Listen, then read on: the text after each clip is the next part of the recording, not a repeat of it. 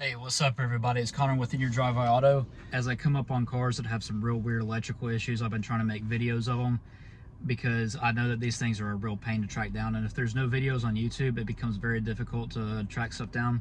So this is another odd electrical issue for you, and let me show you what's going on. Today we're working on a 2018 Toyota 4Runner, and let me show you what was happening on this thing.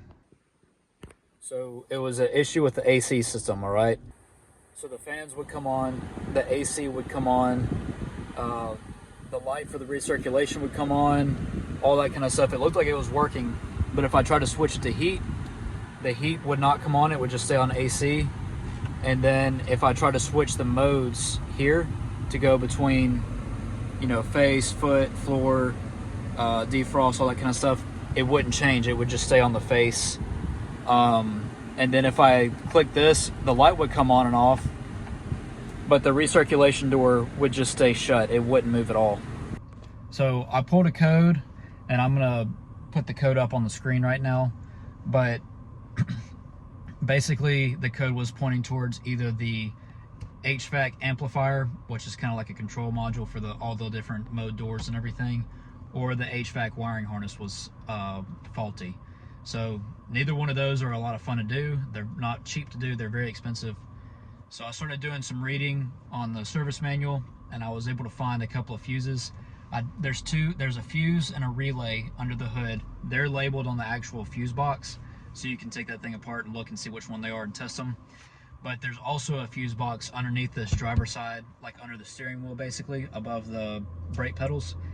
And I started looking at that, and there's another AC fuse in that fuse box, and that was what was messing up all these controls going to all of the blend doors and stuff like that.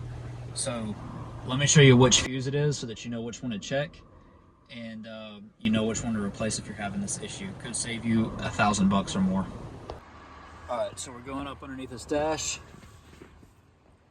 Oh, this is my scan tool, hang on. All right, here's the fuse box, and if you look right here, there's three 7.5 fuses right in that middle row. The one that's in there upside down, that's the one that was blown. That's the fuse that was blown. So I was testing all the fuses down there. That's the only one that didn't have any continuity.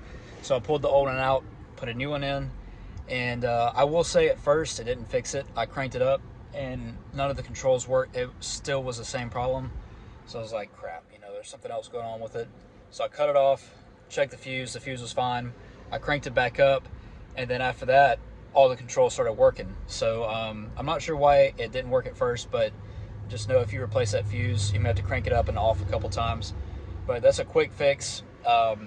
Make sure and check that before, if a shop quotes you to replace the any of the modules for the AC or anything like that, or any of the blend doors or anything like that. Make sure that they check that fuse before they do that. So anyway, hopefully that saves you guys some time, saves you some money. Thanks for watching. Like and subscribe and all that kind of jazz. Thanks.